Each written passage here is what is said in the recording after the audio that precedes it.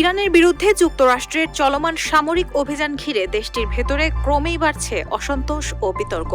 সাম্প্রতিক এক জনমত জরিপে দেখা গেছে এই যুদ্ধকে ভুল সিদ্ধান্ত হিসেবেই দেখছেন মার্কিন জনগণের সংখ্যাগরিষ্ঠ একটি অংশ।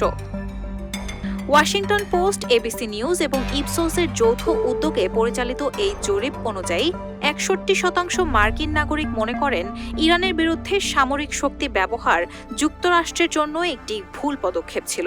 শনিবার সিএনএন-এর এক প্রতিবেদনে এই তথ্য প্রকাশ করা হয়, যা বর্তমান প্রশাসনের যুদ্ধনীতি নিয়ে বাড়তে থাকা জনমতের চাপের প্রতিফলন হিসেবে দেখা হচ্ছে।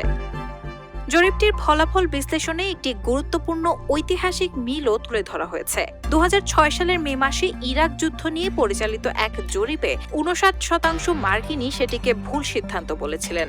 একইভাবে ১৯৭১ সালে গ্যালাপের এক জরিপে প্রতি ১০ জনে ৬ জন মার্কিনই ভিয়েতনাম যুদ্ধকে ভুল হিসেবে আখ্যায়িত করেছিলেন। সেই প্রেক্ষাপটে বর্তমান ইরান যুদ্ধ নিয়ে জন অসন্তোষ অতীতের এই দুই বিতর্কিত যুদ্ধের সময়কার জনমতের সঙ্গে প্রায় সমপর্যায়ে পৌঁছেছে। রাজনৈতিক মতাদর্শের ভিত্তিতেও এই জরিপে স্পষ্ট বিভাজন দেখা গেছে। ডেমোক্র্যাটদের মধ্যে বিরোধিতা সবচেয়ে তীব্র। প্রতি ১০ জনে ৯ জনই ইরানের বিরুদ্ধে সামরিক পদক্ষেপকে ভুল মনে করছেন। পাশাপাশি ৭১% স্বতন্ত্র ভোটারও একই মত পোষণ করছেন। তবে রিপাবলিকান সমর্থকদের মধ্যে এই হার তুলনামূলকভাবে কম, যেখানে ১৯% এই যুদ্ধকে ভুল হিসেবে দেখছেন।